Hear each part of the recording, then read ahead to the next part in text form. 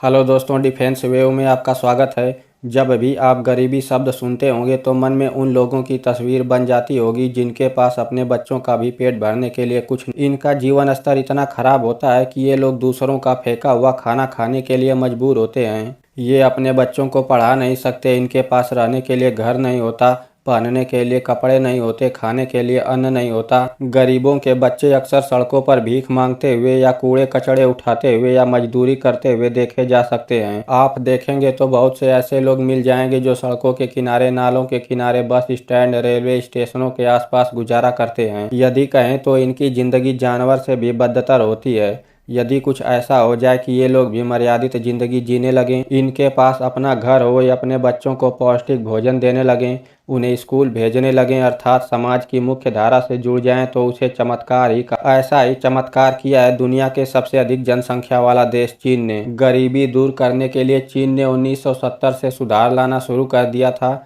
जिसे 2021 के शुरुआत में ही पूरा कर लिया। क्योंकि 1970 के समय चीन में 77 करोड़ से अधिक ऐसे लोग थे जो गरीबी रेखा से नीचे जी रहे थे।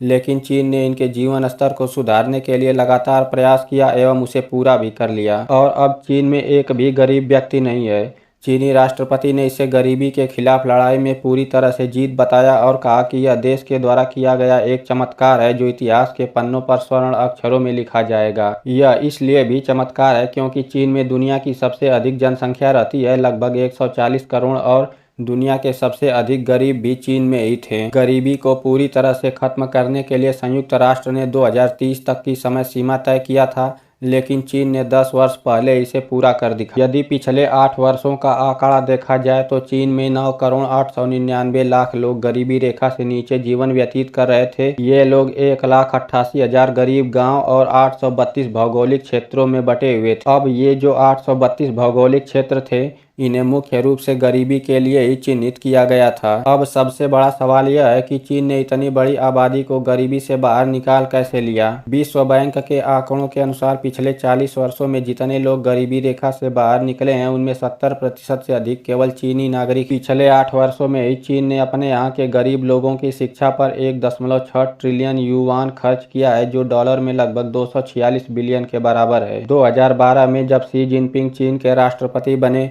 उस समय चीन में 100 मिलियन यानी 10 करोड़ ऐसे लोग थे जो गरीबी रेखा से नीचे जीवन जी रहे। उसी समय शी जिनपिंग ने चीन से गरीबी को पूरी तरह खत्म करने का फैसला किया और आज चीन को गरीबी मुक्त राष्ट्र घोषित कर दिया।